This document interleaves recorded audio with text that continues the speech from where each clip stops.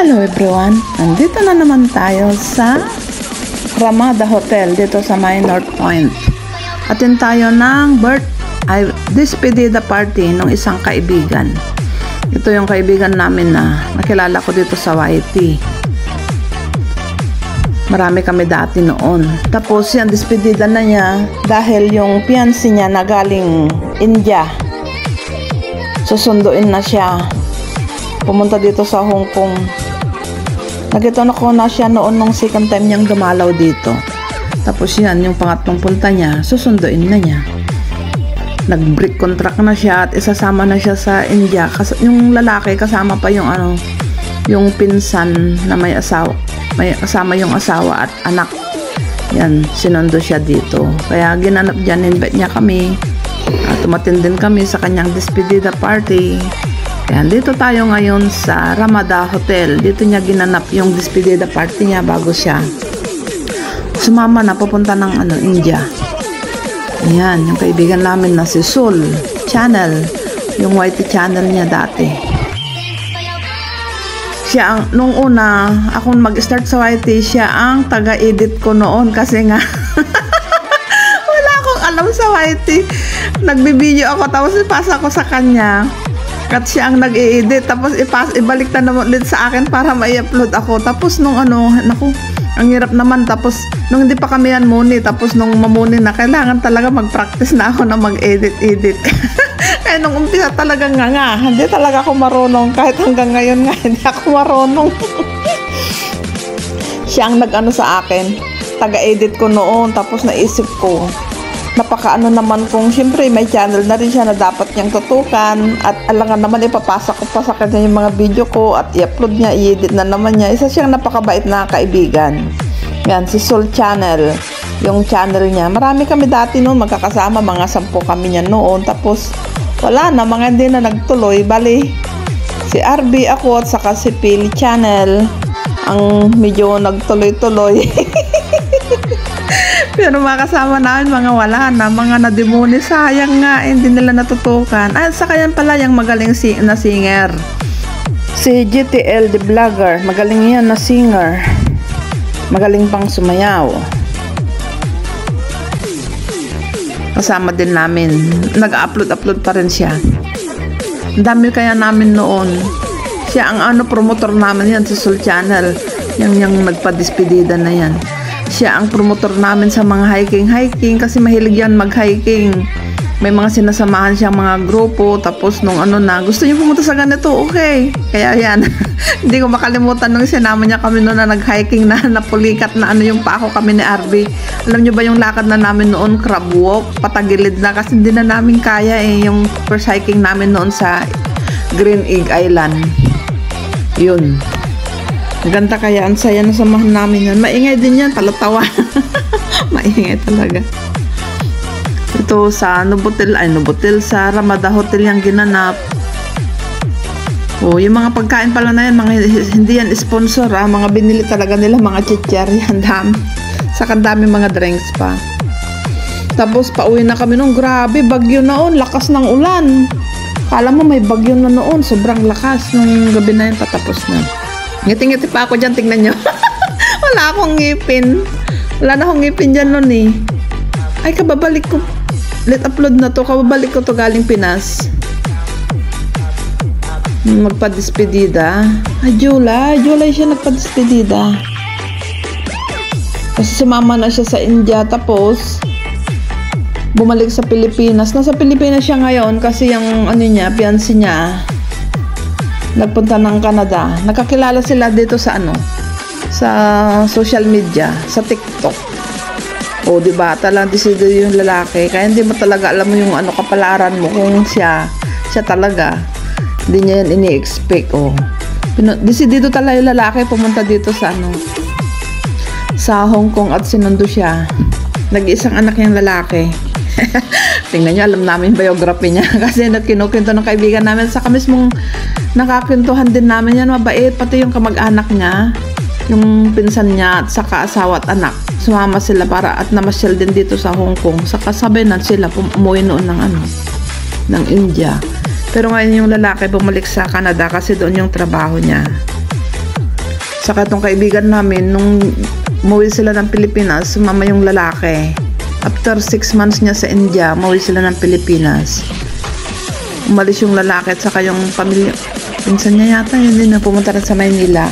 Pero siya nagpaiwan na sa Maynila kasi bumalik ng Canada yung lalaki.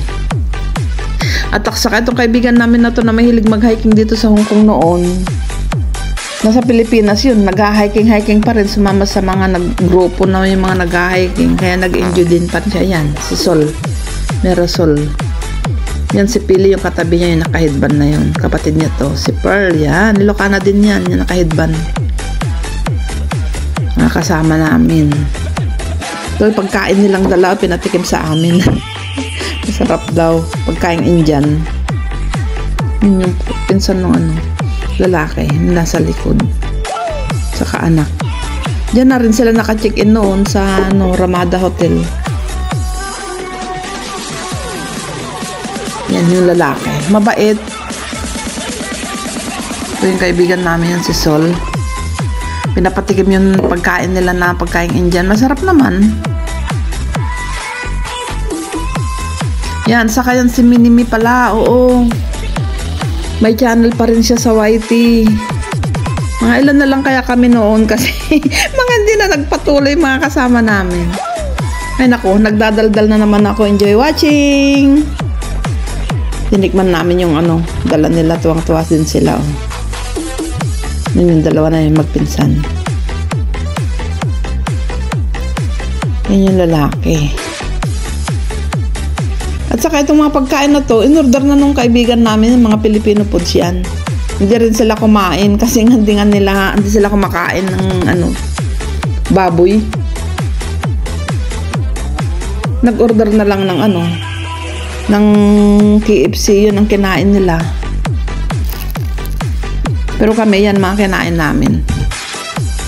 Ang pagkain Pinoy, alam nyo naman, Pilipino. So, ang daming natira. Yan si Sol. Siyang taga-edit ko kaya. First time guminit yan noon sa Sweet Gum Mods. Sabi niya, kita tayo. Kasama niya si Igorota.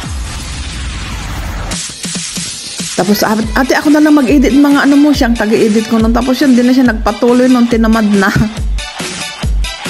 Pero may page siya ngayon. Sabi ko, sayang, punta ka ng India.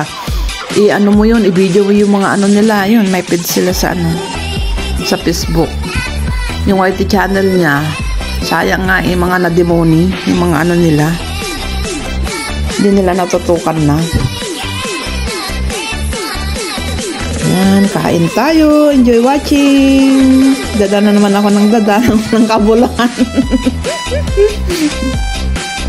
Yan sa RB. Nakapote. Yung kasabi niya si Pili yan. Kami yan noon, dami namin nung nag-start kami na mag-vlog, mag-umpisa, yun nung COVID na yun noon. Kaya, sama-sama kami noon, lagi nag-hiking, saka yung nakablo na yun, si Minimi channel. Dami namin noon saan-saan kami napupunta, nag-hiking. Promotor yun si Sol. Tapos nung nawala na, umuwi na siya ng Pilipinas. Nasa Pilipinas siya ngayon. Iwan kailan siya ulit sa susunduin. Nasa Canada yung lalaki. Yan. Pinsan niya yun mag-asawa at saka yung anak. Kasama nilang pumunta dito sa Hong Kong noon. Siyempre, sinundo siya. Tuloy na masyal na rin sila. Sayaw-sayaw sila. Talaga si Didoy lalaki, pumunta talaga dito, sinundo nga. Ito si JTL the vlogger, magaling talaga yung na singer at saka sumayaw. Siya ang pambato namin. Kasama namin na nagbablog. Tapos iwang hindi natin pagpatuloy.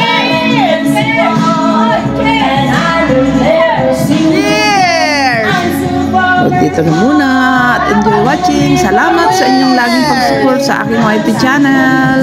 Mga supporters, members, subscribers. Kung bago ka pa lang sa aking channel, subscribe na rin. Thank you. At saka pasensya pala kayo, baka hindi ako makapag-support. Hindi next week, 18 hanggang September 1st, nasa Taiwan kasi ako. Doon, syempre busy doon, maglilinis, ayun na signal, di ko naman mahawakan cellphone, hindi kagaya dito na wala akong amo, okay lang nakapag-dot-dot, doon, makakaya naman, di ba? Kaya pasensya na kung di ako makapag-support, pagbalik ko na lang September 1st ako babalik dito. 2 weeks ko doon. Kagabi pala umalis na si amo ko. Si amo kong lalaki, bali 2 weeks na siya doon. 2 weeks na siya doon sa Taiwan. Kagabi si amo kong babae ang pumunta. Sabi niya, bahala ka na sa Lunes. Kasi 9:55 ang flight ko sa Lunes. Punta ng Taiwan. Sabi ko, okay. Kaya ito. Nag-upload kagabi. Tapos, hindi ko naman natuloy. Nakatulukan ko. Nagising nga ako kanina. Alas 11 na. Ang galing kumanta talaga niyan. Shout out everyone! Kapamilya-pamilya sa pangunan ni Madam Asbar Adami. Shout out sa inyong lahat sa lahat pag-support sa aking YT channel. I love you all. Enjoy watching.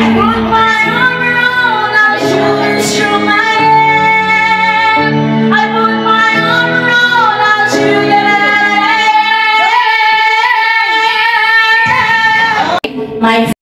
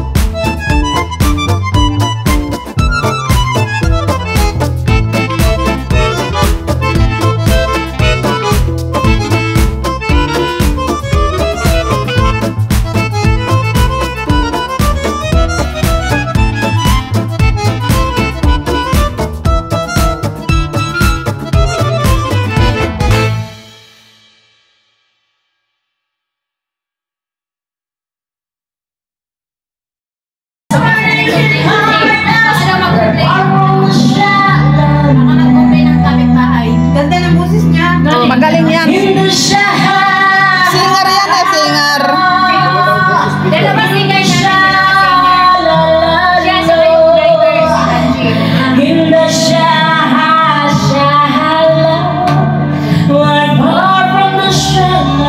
Sunproof naman yata yung room, hindi ba sunproof? Parang hindi. Narinig mo sa labas? Hindi naman.